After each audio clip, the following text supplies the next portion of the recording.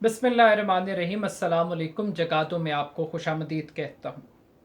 आज supreme court of Pakistan में फैसल वाडा नाअहली case की समाअत हुई। दौरान समाअत चीफ जस्टिस ऑफ पाकिस्तान की जानिब से आर्टिकल 62(1)(f) के कानून को ड्रैकोनियन लॉ से तशबीह दी गई। यानी कि चीफ जस्टिस ऑफ पाकिस्तान ये समझते हैं कि ताहयात नाअहली का कानून बुनियादी तौर पर एक काला कानून है। चीफ जस्टिस की जानिब से एक कानूनी नुक्ता उठाया गया है और उस कानूनी नुक्ते के मुताबिक चीफ जस्टिस को या सुप्रीम कोर्ट को फैसल वाडा नाअहली केस में इस बात का फैसला करना है कि आया इलेक्शन कमीशन किसी भी मुंतखब रुकन को ताहयात नाअहल कर सकता है या नहीं कर सकता। केस की अगली समाअत 6 अक्टूबर को होगी। इस केस की कानूनी पहलुओं से हट गए चीफ जस्टिस का ये एक फिक्रा कि आर्टिकल 62(1)(f) एक काला कानून है, एक ड्रैकोनियन लॉ है, ये बड़ी अहमियत रखता है। बुनियादी तौर पे सुप्रीम कोर्ट ऑफ पाकिस्तान एक बुनियाद फराहम करने की कोशिश कर रही है उन तमाम डाकुओं को, चोरों को, लुटेरों को, डिसक्वालिफाइड अफराद को दोबारा से पाकिस्तान की पार्लियामेंट्री पॉलिटिक्स में री एंट्री के लिए इस किस्म की जहन साजी की जा रही है।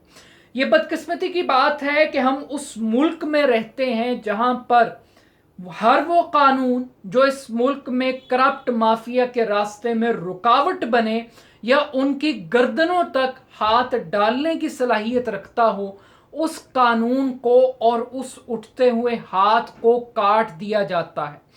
यही सुप्रीम कोर्ट ऑफ पाकिस्तान थी जो अपने हर दूसरे तीसरे मुकदमे में नैब के कवानीन को काला कानून कहती थी और इन कवानीन को पॉलिटिकल इंजीनियरिंग के लिए इस्तेमाल होने की नई नई तौजीहात पेश करती थी। और फिर हमने देखा कि पाकिस्तान की करप्ट रूलिंग एलीट ने मिलकर नैब के पर और नाखून काटे और इसके नतीजे में आज पाकिस्तान के अंदर 150 सियासतदान, अवामी ओहदा रखने वाले, सरकारी ओहदों पर बैठे हुए बड़े बड़े माफियाज, उनके मुकदमात खत्म हो रहे हैं। इस वजह से खत्म हो रहे हैं क्योंकि नैब की एक हद मुकर्रर कर दी गई है कि 50 करोड़ से नीचे की करप्शन पर किसी भी किस्म की कोई कानूनी कार्रवाई नहीं होगी। और उसका रिजल्ट ये है कि आज पाकिस्तान जैसे मुल्क में जिसमें करप्शन इंडेक्स इंक्रीज कर रहा है, बढ़ रहा है, उस मुल्क के अंदर आज पाकिस्तान में एहतसाब अदालतें खत्म करने की बात की जा रही है। और पहली स्टेज ये है कि रावलपिंडी में 5 एहतसाब अदालतें काम कर रही थीं, मगर अब चूंकि तमाम के तमाम मुकदमात रेफरेंसेस खत्म हो चुके हैं नैब कवानीन में तरमीम की बदौलत, तो अब ये कहा जा रहा है कि 5 की बजाय 3 अदालतों को रखा जाए और 2 को मुकम्मल तौर पे ख़त्म कर दिया जाए, क्योंकि पीछे सिर्फ 5 रेफरेंसेस रह गए हैं। ये उस मुल्क की कहानी है जिसके अंदर अरबों रुपया हर साल लूटा जाता है, वहाँ पे अब एहतसाब अदालतें ख़त्म करने का मामला पहुँच चुका है। अब चीफ जस्टिस साहब के ये रिमार्क्स, इसकी टाइमिंग सबसे ज़्यादा इम्पॉर्टेंट है। ये एक ऐसे वक्त में रिमार्क्स आ रहे हैं जब ऑल ऑफ सडन अचानक से शरीफ ख़ानदान के मुकदमात ख़त्म हो रहे हैं, मरीम नवाज को बरियत मिल रही है, पाकिस्तान के अंदर एक पॉलिटिकल एलीट, चाहे उसका ताल्लुक तहरीक इंसाफ से है या उसका ताल्लुक PMLN के साथ है, सबको रिलीफ मिल रहा है। और इस रिलीफ में अब मियां नवाज शरीफ साहब की वापसी के लिए एक बुनियाद फराहम की जा रही है। और मियां नवाज शरीफ साहब सिर्फ वापस नहीं आएंगे बल्कि वो सियासत के अंदर दोबारा से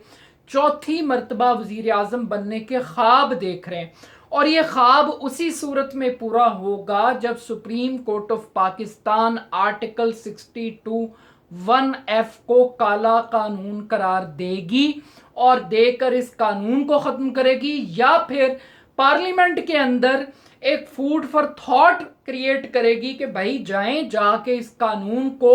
ایسا بنا کے لائیں جس کے ذریعے کسی قاتل کو، کسی ڈاکو کو، کسی چور کو، کسی شرابی کو، کسی بھی 2 نمبر آدمی کو یہ مسئلہ پیش نہ ہے کہ وہ پاکستان کی پارلیمنٹ میں جانے سے رہ جائے۔ اب ایک ٹائمنگ کا دوسرا فیکٹر یہ ہے کہ سینٹ کے اندر پیپلز پارٹی کی سینیٹر پلوشا خان صاحبہ نے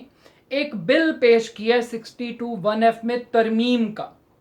یہ ترمیم کیا کہتی ہے؟ ترمیم یہ کہتی ہے بنیادی طور پہ کہ اس آرٹیکل میں سے صادق اور امین کی عبارت کو نکال دیا جائے اور اس کی جگہ پہ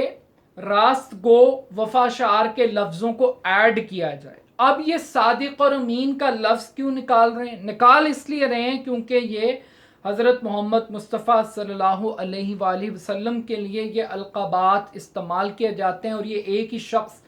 پوری دنیا کے اندر اس کرائیٹیریے پر پورا اترتا ہے اور وہ ان کی صلی اللہ علیہ وسلم کی ذات ہے، تو یہ اس تک محدود ہے معاملہ اور کوئی اور انسان اس کرائیٹیریے پر پورا نہیں اترتا۔ بڑی اچھی بات ہے، اس میں کوئی دو رائے نہیں ہے۔ یقیناً وہ اتنی بڑی ہستی اور اتنی بڑی شخصیت، اور یہ شاید صداقت اور امانت کے الفاظ بھی چھوٹے ہیں، مگر کتنی خوبصورت بات ہے کہ جہاں پر مافیا کو اپنی سہولت دیکھنی ہو، جہاں پر کرپشن کو درگزر کرنا ہو، جہاں پر لوٹ مار کو قانونی جواز دینا ہو، وہاں پر یہ مذہب کو اور مذہبی شخصیات کو بیچ میں لے آتے ہیں، مگر باقی مذہب کی تعلیمات کے اوپر ان کو عمل کرنے میں کا کوئی ایشو نہیں ہے، ان کا یہ نہیں کریں گے، وہ نہیں سیکھیں گے۔ یعنی کہ جس نبی کی امت ہیں اس امت کے لیے آپ صلی اللہ علیہ وسلم کی ذات ایک رول ماڈل ہے، بجائے اس کے کہ یہ فالو کریں ان پرنٹس کو فالو کریں، اس راستے کو، اس ڈائریکشن کو فالو کریں۔ یہ کہہ رہے ہیں کہ جناب یہ تو ہم نے کرنی نہیں نا، ڈائریکشن تو فالو کرنی نہیں، سنت کو فالو کرنا نہیں، حدیثوں پہ عمل تو کرنا نہیں، قرآن کی تعلیمات پہ تو عمل کرنا نہیں، تو یہ کیا کہہ رہے ہیں کہ چونکہ عمل کرنا نہیں ہے تو اس وجہ سے اس کو قانون سے نکال دیں۔ یعنی کہ دوسرے الفاظ میں یہ کہہ رہے ہیں کہ بھائی صاحب اگر آپ ڈاکو ہیں، اگر آپ لٹیرے ہیں، آپ اس ملک میں چل سکتے ہیں،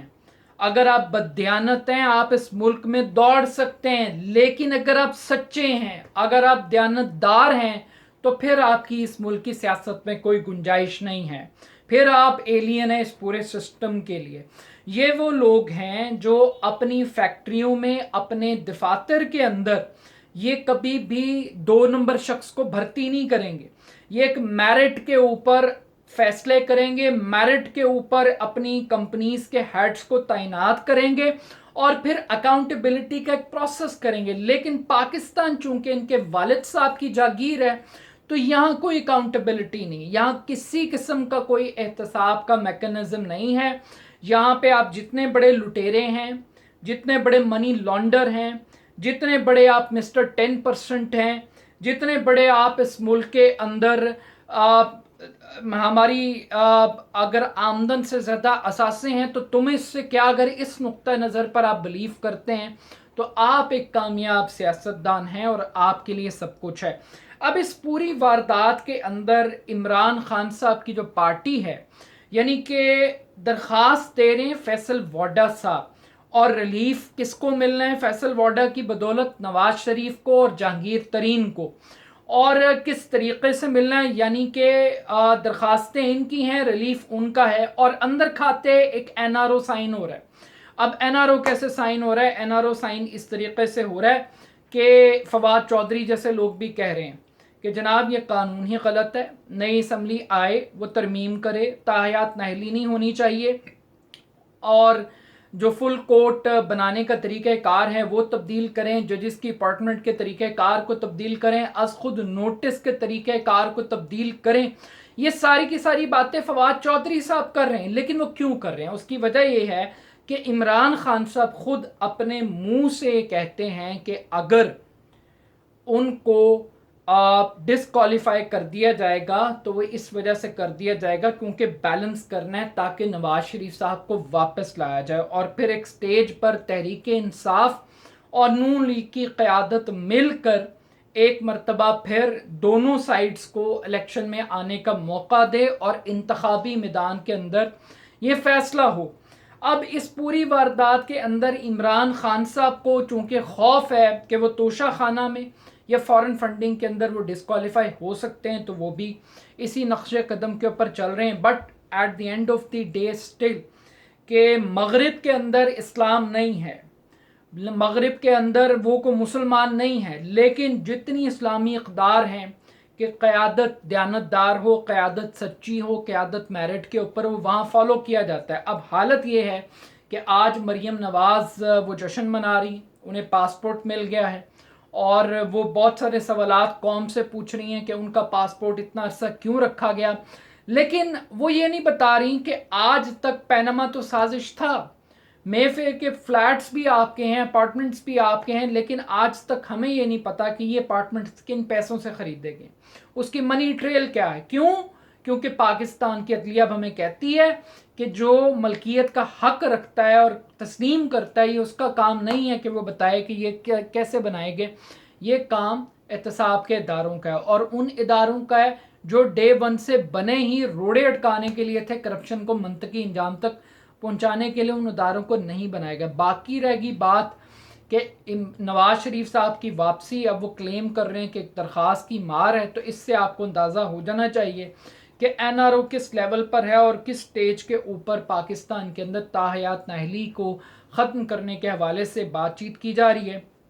اور ایک آخری بات میں ضرور کہنا بھی چاہتا ہوں کہ عمران خان صاحب کا لانگ مارچ ہے اور اس لانگ مارچ کے پیش نظر اب پاکستان کی فوج کو اور رینجرز کو اور باقی اداروں کو تقریباً 30,000 کے قریب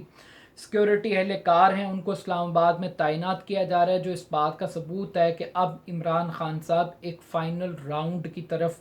بڑھنے کی کوشش کر رہے ہیں. اب وہ کس حد تک کامیاب ہوتے ہیں یہ تو آنے والا وقت ہی بتائے گا. But at the end of the day یہ جو تاحیات نااہلی کا قانون ہے, اس کو کالا قانون بنانے کی بنیادی وجہ یہ ہے کہ اس ملک کے ادارے کچھ کالے کرتوتوں والوں کو سفید کرنا چاہتے ہیں, اور یہ بہت سارے کالے دھن کو جس طریقے سے سفید کیا جاتا ہے بالکل اسی طریقے سے نااہلی کے قانون کو بھی کالا قانون کہہ کر سفید کرنے کی کوشش کی جا رہی ہے. اپنا فیڈ بیک مجھے ضرور دیجیے گا, میرے یوٹیوب چینل کو جگادوں کو ضرور سبسکرائب کیجیے گا. بہت شکریہ, اللہ حافظ.